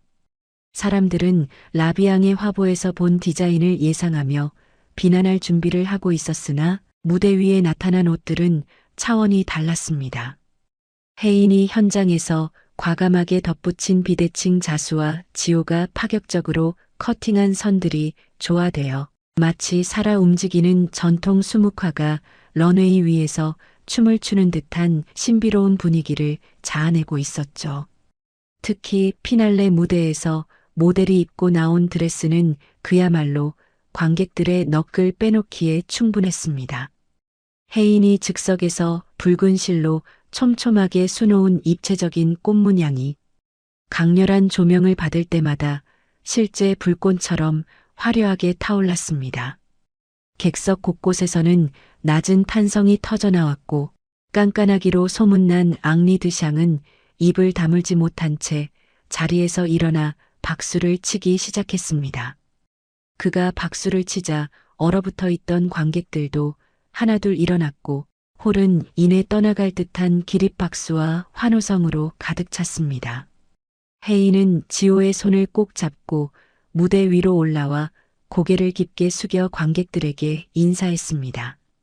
수많은 카메라 플래시 세례 속에서 혜인은 비로소 자신이 진정한 장인으로 거듭났음을 가슴 깊이 느꼈습니다. 무대 뒤편 구석에서 스태프로 변장해 이 광경을 지켜보던 고유라는 분노와 질투로 몸을 부르르 떨며 입술을 깨물었습니다. 말도 안 돼. 전현이 어떻게 저걸 저 짧은 시간에 다 바꿔버려? 저건 사람이 아니야. 내가 넘겨준 도안대로라면 지금쯤 저 무대 위에서 사기꾼 소리를 들으며 비참하게 울고 있어야 하는데 왜 다들 저 세탁소 딸년한테 미친 듯이 박수를 치는 거야. 세상이 미쳤어. 유라는 질투심에 눈이 멀어 품 안에서 미리 준비한 검은 오물이 가득 든 병을 꺼내 들었습니다. 유라가 무대 중앙에 선 혜인을 향해 오물을 던지려던 찰나 지호가 날카로운 눈미로 유라의 손목을 강하게 낚아챘습니다. 지호가 차가운 표정으로 유라를 쏘아보며 뼈가 있는 목소리로 낮게 의조렸습니다. 당신 같은 인간이 더럽힐 수 있는 무대가 아니야. 곱게 나가지 그래. 더 이상 스스로를 비참하게 만들지 말고 말이야. 이 지독한 스토커 같은 아줌마야. 지호의 경고와 함께 미리 대기하던 태주의 경호원들이 순식간에 유라를 에워싸고 밖으로 조용히 끌어냈습니다. 유라는 비명을 지르며 발악했지만 화려한 조명과 터져나오는 박수 소리에 묻혀 누구의 귀에도 닿지 않았죠.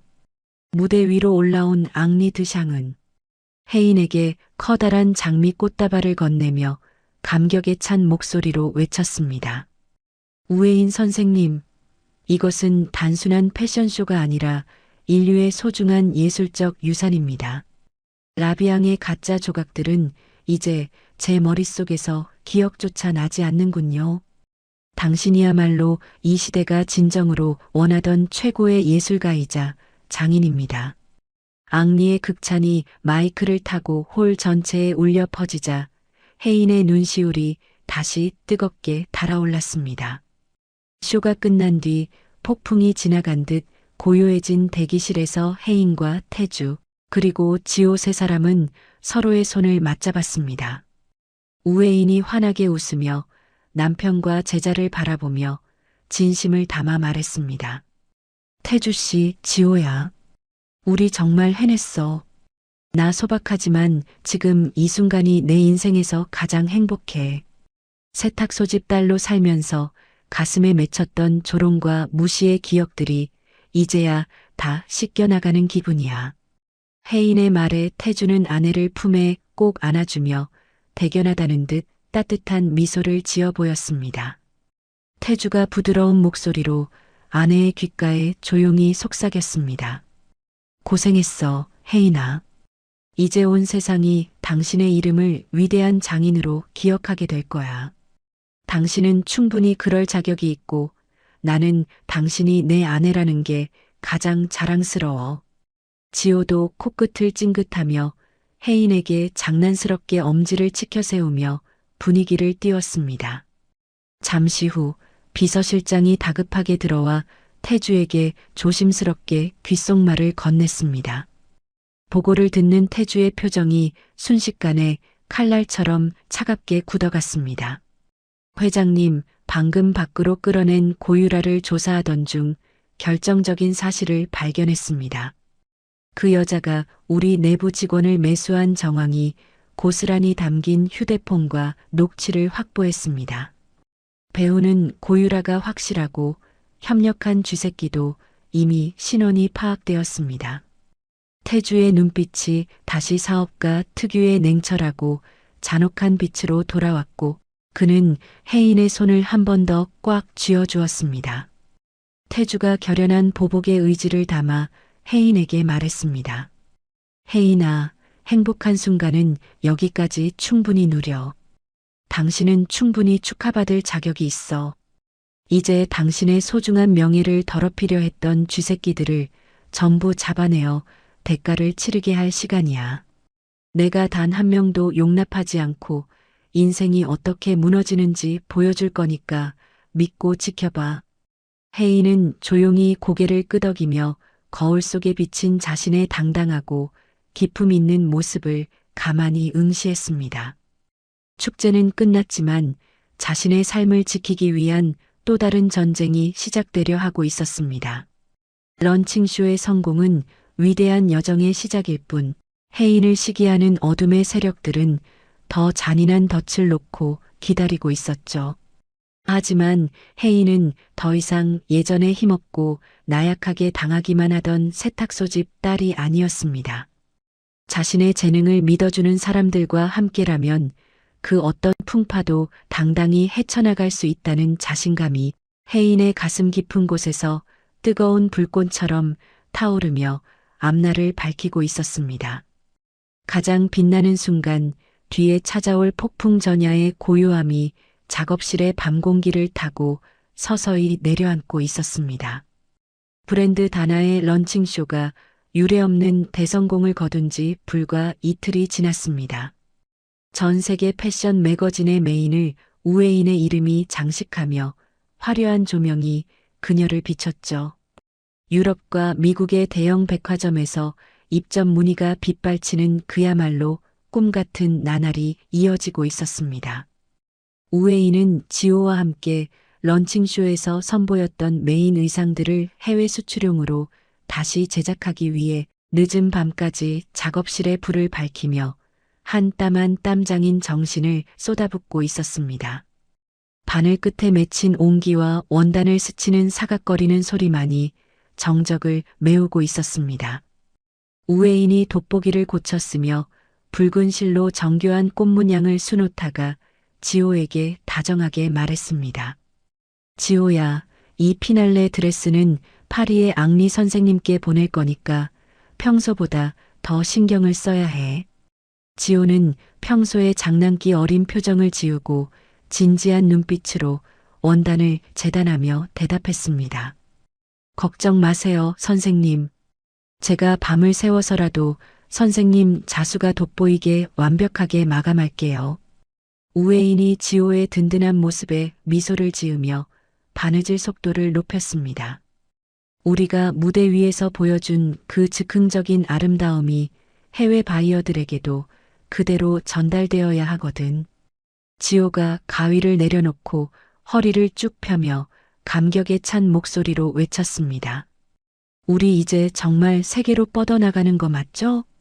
어제까지만 해도 시장 뒷골목에서 버려진 1000조각을 줍던 제가 이런 명품을 만들고 있다니 아직도 꿈만 같아요.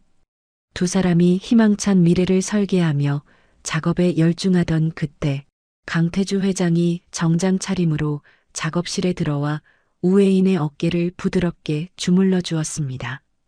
강태주가 아내의 피곤한 안색을 살피며 걱정스러운 목소리로 말했습니다. 혜인아, 너무 무리하지 마. 당신 몸이 상하면 이 성공이 다 무슨 소용이야.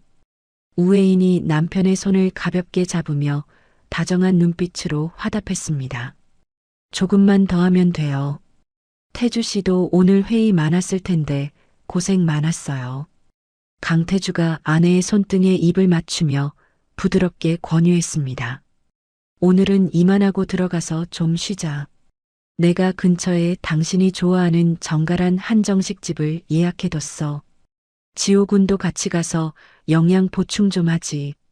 우웨이는 남편의 다정한 권유에 못 이기는 척 바늘을 내려놓으며 미소 지었습니다. 세 사람이 작업실 문을 꼼꼼히 걸어 잠그고 퇴근한 지 불과 몇 시간이 지나지 않았을 때였습니다. 어둠이 짙게 깔린 새벽 2시 무렵 정막이 흐르는 작업실 건물 뒷문으로 검은 모자를 깊게 눌러 쓴 남자가 그림자처럼 소리 없이 나타났습니다. 남자는 미리 파악해둔 듯 익숙한 솜씨로 보안 장치의 배선을 끊어버리고 작업실 내부로 침입했습니다.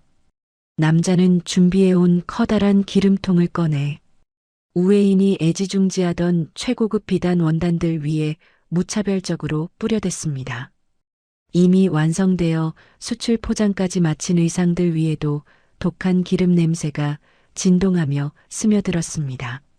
남자가 주머니에서 라이터를 꺼내 불을 켜자 작은 불꽃이 기름 젖은 바닥에 닿는 순간 작업실은 순식간에 거대한 화염에 휩싸이며 모든 것을 삼키기 시작했습니다. 새벽 3시 무렵 우웨이는 비보를 전하는 전화를 받고 겉옷도 제대로 걸치지 못한 채 현장으로 미친 듯이 달려왔습니다. 건물 전체를 집어삼킬 듯 타오르는 시커먼 연기와 하늘을 찌를 듯한 붉은 불길이 우웨인의 눈동자에 맺혔습니다. 우웨인은 비명조차 지르지 못한 채 무너져 내리듯 차가운 아스팔트 바닥에 주저앉았습니다. 우회인이 타오르는 불길을 향해 손을 뻗으며 오열 섞인 목소리로 울부짖었습니다. 안 돼. 내 옷들이 저기 있는데. 지호랑 내가 밤새운 자수들이 다 저 안에 있단 말이야. 우회인이 불길 속으로 뛰어들려 발버둥 쳤지만 강태주가 그녀를 필사적으로 끌어안아 막아섰습니다. 강태주가 울먹이는 우회인을 가슴에 묻으며 굳은 목소리로 다독였습니다. 안 돼, 혜인아. 위험해. 제발 정신 차려. 강태주의 양복 상의가 우회인의 절규와 눈물로 흠뻑 젖어들었고 우회인은 짐승 같은 울음을 터뜨리며 가슴을 쥐어뜯었습니다. 날이 밝고 간신히 화재가 진압된 후 우회인은 잿더미가 되어버린 작업실 안으로 무거운 발걸음을 옮겼습니다. 어제까지만 해도 찬란한 빛을 내뿜던 비단들은 검은 숯덩이가 되어 발에 밟힐 때마다 비참하게 바스러졌습니다. 우회인의 혼이 담겼던 자수들은 형체를 알아볼 수 없을 정도로 녹아내려 검게 타버렸습니다. 지호는 타버린 마네킹 옆에서 머리를 감싸 쥐고 소리 없이 흐느끼고 있었습니다. 우회인은 넋이 나간 사람처럼 타다 남은 바늘 한 개를 주워들고 멍하니 서 있었습니다. 그때 비서실장이 어두운 표정으로 다가와 강태주 회장에게 서류 뭉치를 내밀었습니다. 비서실장이 주위를 살피며 낮은 목소리로 긴급한 보고를 올렸습니다. 회장님, 상황이 아주 심상치 않습니다. 단순히 불이 난 게 아닙니다. 강태주가 미간을 찌푸리며 비서실장을 쏘아보며 물었습니다. 무슨 소리야? 화재 원인이라도 나온 건가?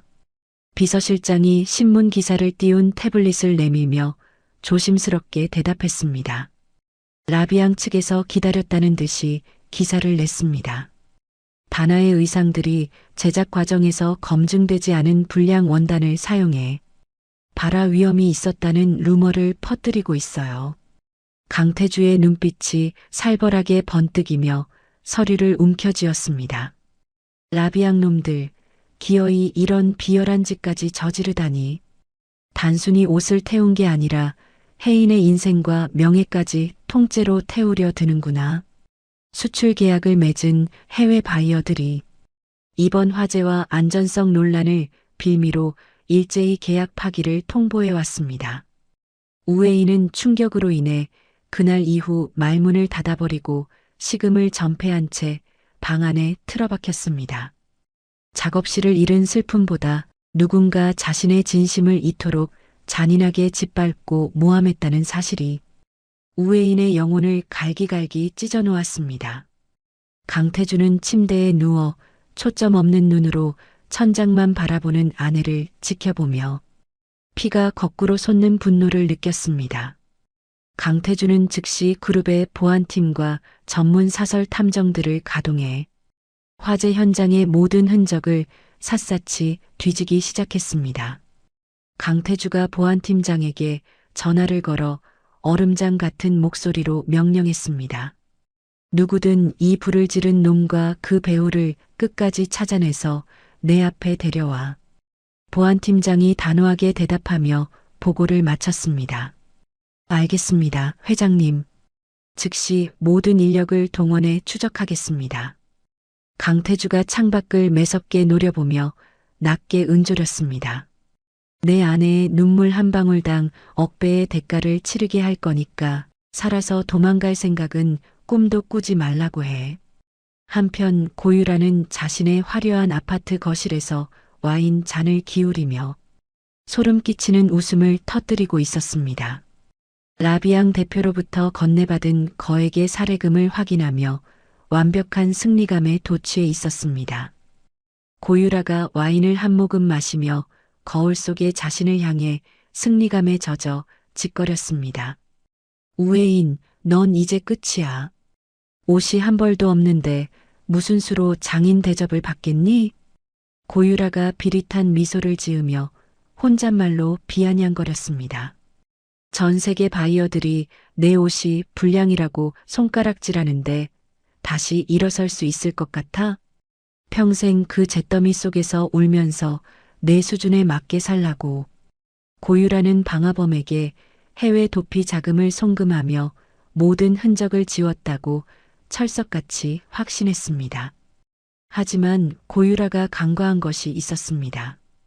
우회인이 절망에 빠져 있는 동안 지호는 포기하지 않고 잿더미 속을 맨손으로 파헤치고 있었습니다. 손톱 밑에 시커먼 검댕이 박히고 손가락에서 피가 나도 지호는 멈추지 않았습니다. 지호가 타버린 잔해를 걷어내며 거친 숨을 몰아쉬고 중얼거렸습니다. 분명히 어딘가에 남아있을 거야. 선생님이 공들여 만든 그 데이터들이 그렇게 쉽게 사라질 리 없어. 지호는 타버린 책상 아래 깊숙한 곳에서 기적적으로 열기에 일그러진 뇌와 금고를 발견했습니다. 금고 문을 열자 그 안에서 우회인의 모든 도안 데이터가 담긴 외장 하드디스크가 온전한 모습으로 나타났습니다. 지호가 그것을 꺼내 들고 미친 사람처럼 환호성을 질렀습니다. 지호는 그 길로 우회인이 칩거 중인 집으로 달려가 문이 부서져라 두드렸습니다. 지호가 문틈에 대고 목이 터져라 절규하듯 외쳤습니다. 선생님, 제발 문 좀 열어보세요. 우리 아직 안 끝났단 말이에요. 우회인이 힘없는 발걸음으로 다가와 문을 열자 지호가 하드디스크를 내밀었습니다. 이거 보세요. 선생님, 도안들이 여기 다 살아있어요. 옷은 다시 만들면 되잖아요. 우회인이 지호의 눈에 고인 진심을 확인하며 힘겹게 입을 뗐습니다. 지호야, 정말 이게 무사한 거니? 지호가 고개를 세게 끄덕이며 우회인의 손을 잡았습니다. 선생님 손만 있으면 우리는 100번이고 1000번이고 다시 시작할 수 있어요. 우회인은 지호가 내미는 하드디스크를 보고 다시 눈물을 쏟아냈습니다. 하지만 이번에는 절망의 눈물이 아니라 다시 바늘을 잡을 수 있다는 희망의 뜨거운 눈물이었습니다. 강태주 회장도 그 시각 보안팀으로부터 결정적인 보고를 받았습니다. 보안팀장이 태블릿 PC를 내밀며 날카로운 눈빛으로 보고를 올렸습니다. 회장님, 건물 외곽 구석에 숨겨져 있던 구형 사설 CCTV 영상 하나를 복원하는 데 성공했습니다. 강태주가 영상 속 차량을 가리키며 낮은 목소리로 물었습니다. 이 차 누구 명의인가? 보안팀장이 서류를 내밀며 단호하게 대답했습니다. 확인 결과 그 차주는 고유라의 친인척 명의로 등록되어 있습니다. 강태주의 입가에 소름 끼치도록 차가운 미소가 걸렸습니다. 강태주가 번호판 사진을 손가락으로 가리키며 차갑게 을조렸습니다. 쥐새끼가 드디어 꼬리를 잡혔군. 고유라, 네가 지른 그 불이 결국 내 집구석을 태우게 될 거다. 우회인은 지호의 손을 잡고 다시 매캐한 냄새가 진동하는 작업실터로 향했습니다. 잿더미 속에서도 우회인은 다시 바늘통을 챙기며 눈빛을 반짝였습니다. 우회인이 지호의 손을 꼭 잡으며 결연한 표정으로 말했습니다. 지호야, 우리 처음부터 다시 시작하자.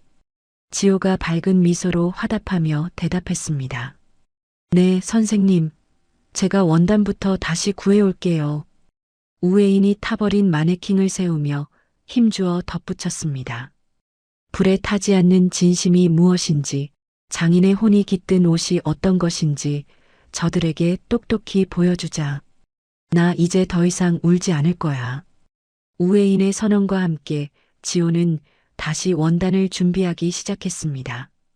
잿더미 위에서 피어날 우회인의 처절하고도 우아한 복수국이 서서히 태동하고 있었습니다. 작업실이 불타버린 지 사흘째 되는 날, 우회인은 임시로 마련한 좁고 어두운 공방에서 다시 바늘을 잡았습니다.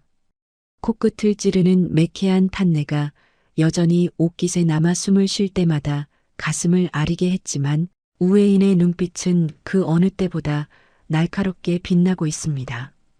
우회인은 이지호가 구해온 새하얀 명주 원단을 떨리는 손길로 어루만지며 타버린 도안들을 머릿속에서 하나하나 다시 끄집어내어 원단 위에 새깁니다. 이지호는 퉁퉁 부은 눈으로 밤을 새워가며 스승의 곁을 지켰고 원단을 다듬고 실을 고르는 손길에는 한치의 오차도 허용하지 않겠다는 의지가 가득했습니다. 정적만이 흐르던 공방의 새벽 공기를 가르며 우회인이 바늘귀에 실을 꿰고는 낮고 단단한 목소리로 이지호에게 입을 뗍니다. 지호야, 가짜는 아무리 화려하게 흉내를 내도 결국 알맹이 없는 껍데기일 뿐이란다. 이지호가 가위질을 멈추고 스승의 피로한 얼굴을 살피며 걱정스러운 목소리로 대답했습니다. 선생님, 라비앙 그놈들이 우리 디자인으로 벌써 백화점 한복판에 팝업 매장까지 열었다고 해요. 사람들은 그게 진짜인 줄 알고 줄을 서서 산다는데 정말 우리가 이대로 가만히 있어도 괜찮을까요? 우회인이 입가에 서늘한 미소를 띄우며 한 땀 한 땀 정교한 바느질을 시작했습니다.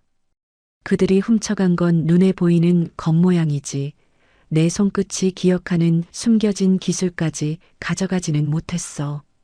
오늘 밤 안으로 내가 우리 옷에만 들어가는 이중 박음질을 다시 완벽하게 구현할 거다. 우회인이 말하는 이중 박음질은 겉으로 실밥이 전혀 보이지 않으면서도 옷의 형태를 단단하게 잡아주는 장인만의 비기입니다. 이 기술은 옷을 뒤집어 보지 않는 이상 절대 알 수 없으며 억지로 흉내내기 위해 옷을 뜯는 순간 원단이 갈기갈기 상하게 설계되어 있죠. 우회인은 손가락 마디마디에 피가 배어 나와 귀한 원단을 적실까봐 반창고를 칭칭 감고 고통을 참아가며 작업을 이어갔습니다. 이지호가 김이 모락모락 나는 따뜻한 차 한 잔을 내려 우회인의 곁에 놓으며 조심스럽게 말을 건넵니다.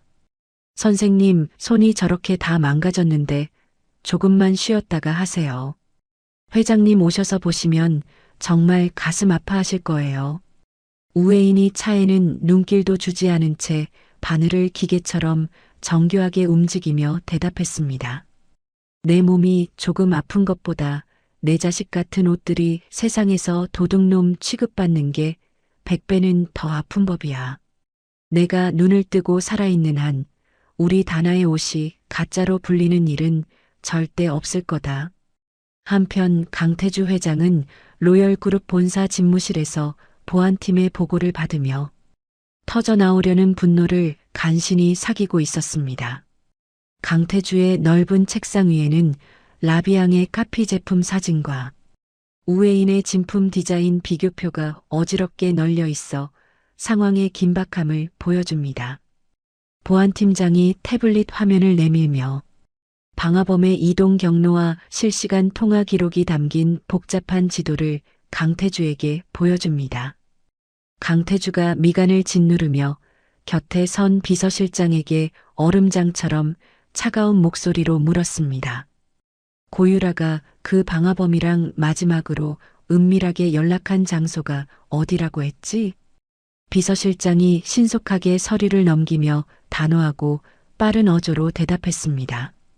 인천공항 근처의 한 호텔입니다. 오늘 저녁 8시 비행기로 출국하기 위해 예약까지 마친 상태입니다. 강태주가 의자에서 벌떡 일어나 창밖의 어두운 야경을 보며 주먹을 꽉 쥐고 서늘한 명령을 내렸습니다. 김 실장, 지금 당장 공항경찰대에 비밀리에 협조 요청하고 우리 쪽 정예 경호 인력도 전부 보내. 내 아내를 울리고 도망치려는 대가가 어떤 건지 고유라, 그 여자가 뼈저리게 느끼게 해줄 테니까. 강태주의 명령이 떨어지자마자 일사불란하게 움직이는 수행원들의 무거운 발소리가 복도 끝까지 울려 퍼졌습니다. 강태주는 곧바로 집무실을 빠져나와 지하 주차장으로 향하며 입술을 굳게 다물었습니다. 다시 임시 공방으로 돌아온 우회인은 드디어 피날레 의상의 가장 중요한 안감을 완성해 가고 있었습니다. 우회인이 옷의 안쪽을 가리키며 이지호에게 힘주어 설명했습니다. 자, 보렴. 이게 바로 다나만에 숨겨진 바느질이자 장인의 혼이란다. 라비앙의 옷은 겉만 번드르르하지 속은 엉망일 게 뻔해. 이걸로 저들의 비열한 정체를 세상에 낱낱이 밝힐 거야. 그날 오후 우웨이는 강태주가 마련한 긴급 기자간담회 자리에 당당한 모습으로 섰습니다. 수많은 취재진이 디자인 표절 논란에 대해 직접 해명해달라며 날카로운 질문과 함께 마이크를 들이대고 있었습니다. 우웨이는 떨리는 마음을 다잡고 자신이 새로 만든 옷과 시중에서 파는 라비앙의 옷을 무대 위에 나란히 걸어두었습니다. 기자들이 의아한 표정으로 쳐다보자 우웨인이 가위를 들어 라비앙의 옷을 거침없이 과감하게 찢어버렸습니다. 여러분, 이 옷의 안쪽을 자세히 보십시오. 겉은 제 디자인을 베꼈지만 속은 실밥이 엉망으로 엉켜 있고 중심이 뒤틀려 있습니다. 우웨인이 이번에는 자신이 밤새 만든 옷을 뒤집어 기자들에게 보여주며 당당하고 울림 있는 목소리로 외쳤습니다. 이게 바로 제 손끝에서 진심으로 탄생한 진짜 다나의 옷입니다. 누구도 흉내낼 수 없는 이중 박음질과 안감에 숨겨진 비밀 자수, 이것이 제가 장인으로서 증명하는 유일한 진실입니다. 장내에는 카메라 플래시가 폭죽처럼 눈부시게 터졌고 기자들은 정교하고 아름다운 마감 처리에 경악을 금치 못했습니다. 우웨인의 발표가 전국으로 실시간 방송되는 시각, 고유라는 인천공항 출국장 앞에서 초조하게 안절부절 못하고 있었습니다. 고유라는 커다란 선글라스로 얼굴을 반쯤 가린 채 주위를 살피며 비행기 탑승 시간이 오기만을 간절히 기다립니다. 그때 검은 양복을 입은 남자들이 고유라를 순식간에 에워싸더니 앞길을 막아섰습니다. 강태주 회장이 군중 사이에서 천천히 걸어 나와 고유라 앞에 서더니 고유라의 선글라스를 단숨에 낚아채 바닥에 던져버렸습니다. 고유라가 당황해서 뒤로 물러나며 파르르 떨리는 비굴한 목소리로 소리쳤습니다. 강 회장님, 갑자기 이게 무슨 무례한 짓이에요? 나 지금 아주 바쁜 사람이라고요. 강태주가 싸늘하고 비릿한 미소를 지으며 고유라의 얼굴 앞에 구속영장과 통화 내역 기록을 들이밀었습니다. 어디를 그렇게 급하게 도망가나?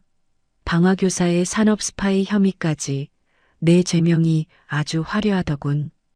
고유라가 얼굴이 흑빛이 되어 바닥에 주저앉으며 강태주의 바짓가랑이를 붙잡고 비굴하게 애걸하기 시작했습니다.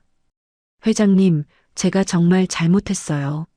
저 여자가 잘 되는 게 너무 배가 아파서 잠시 미쳤었나 봐요. 제발 한 번만 봐주세요. 강태주가 고유라를 벌레 보듯 경멸 어린 눈빛으로 내려다보며 차갑게 대답했습니다. 용서는 내가 아니라 판사 앞에 가서 빌어. 그리고 내 아내가 만든 그 위대한 옷들이 내 비참한 인생을 어떻게 무너뜨리는지 감옥에서 똑똑히 지켜봐. 공항 경찰들이 달려와 고유라의 양손에 수갑을 채우자 공항에는 수많은 사람의 수군거림과 야유가 가득 찼습니다. 고유라가 비명을 지르며 질질 끌려가는 비참한 모습은 고스란히 뉴스 카메라에 담겨 전국 방방곡곡으로 퍼져나갔습니다.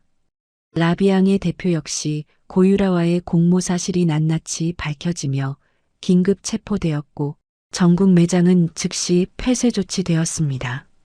화가 난 시민들은 장인의 혼을 훔친 비겁한 가짜 브랜드라며 라비앙 제품 불매 운동을 거세게 벌이기 시작했습니다.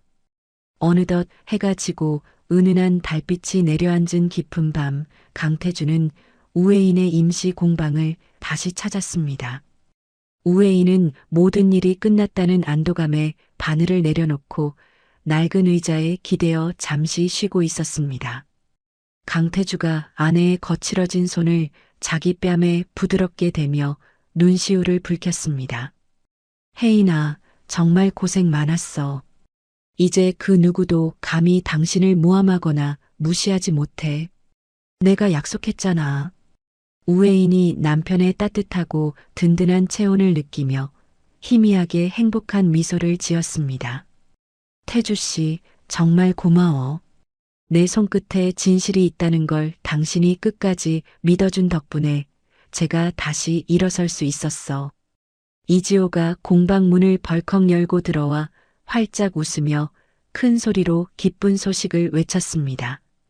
선생님, 회장님, 지금 전 세계에서 다나의 옷을 사겠다는 주문이 다시 미친 듯이 쏟아지고 있어요.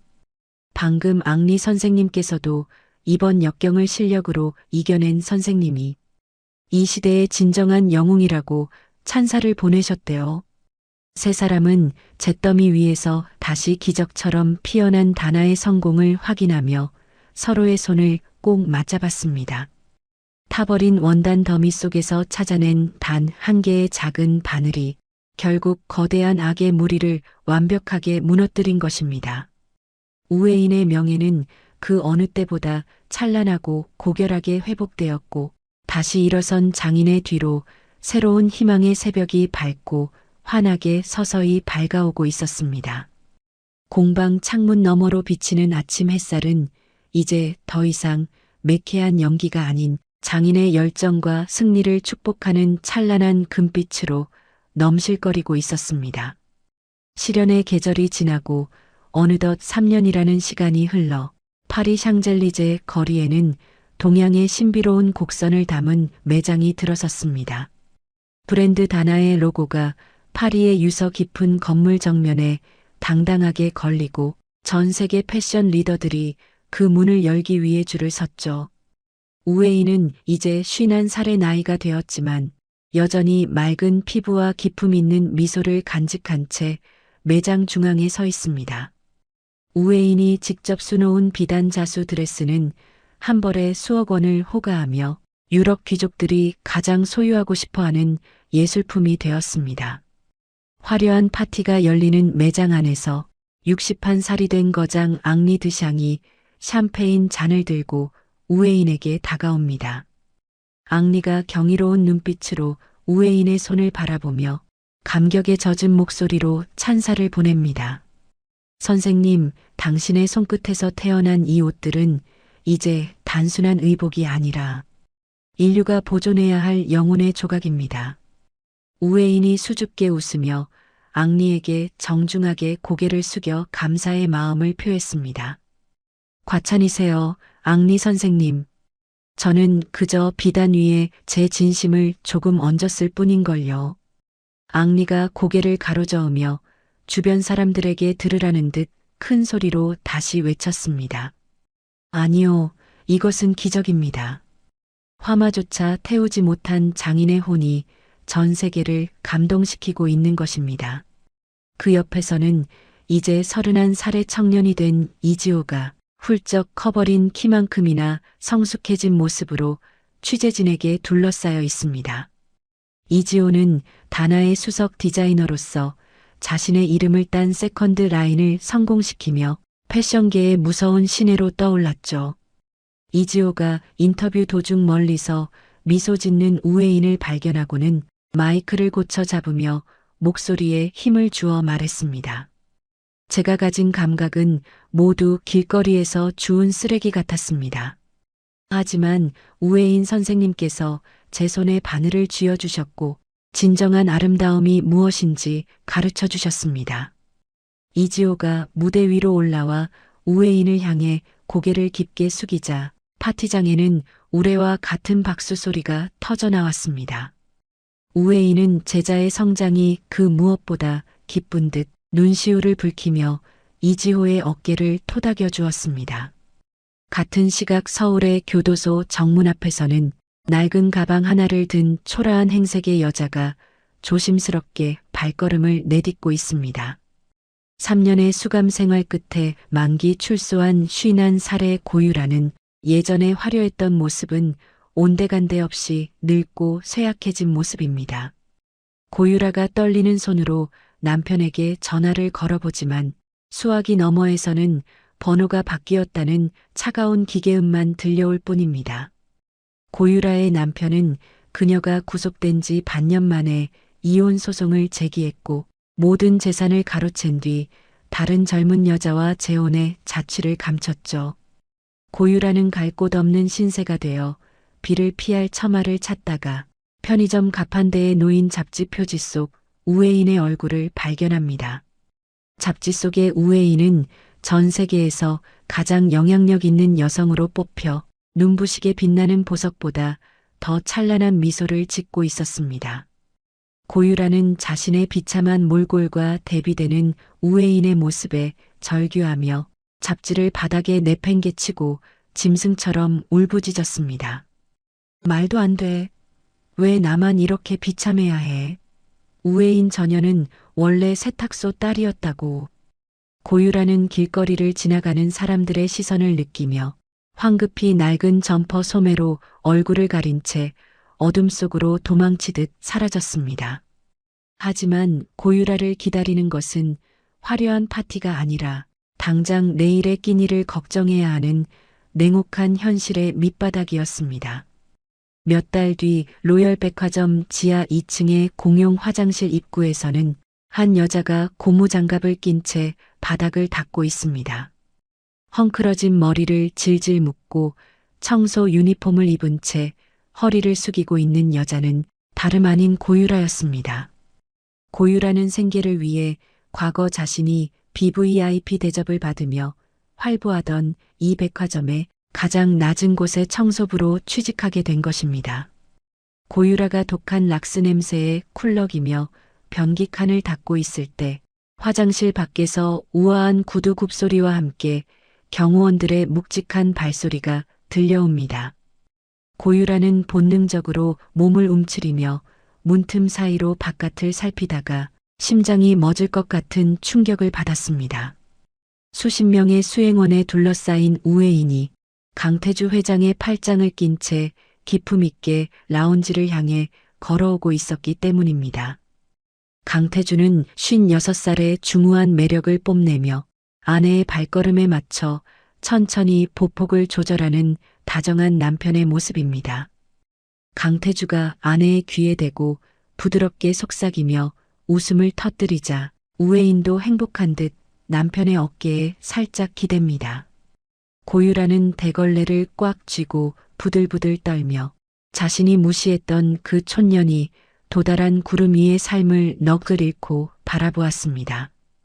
고유라는 지금 당장이라도 밖으로 뛰어나가 우회인의 바짓가랑이를 붙잡고 예전의 정을 생각해서 도와달라고 빌고 싶은 충동을 느꼈습니다. 하지만 고유라는 차마 문을 열지 못하고 청소 도구함 뒤로 몸을 숨긴 채 숨을 죽이며 눈물을 흘렸습니다.